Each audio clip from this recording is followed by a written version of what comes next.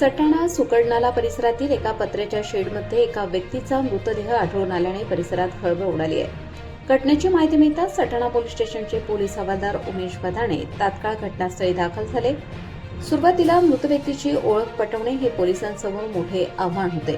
मात्र पोलीस हवालदार उमेश बदाणे यांनी तातडीने तपासाची सूत्रे हलवत विविध माध्यमातून नातेवाईकांशी संपर्क साधला आणि मृत व्यक्तीची ओळख पटवण्यात यश मिळवले.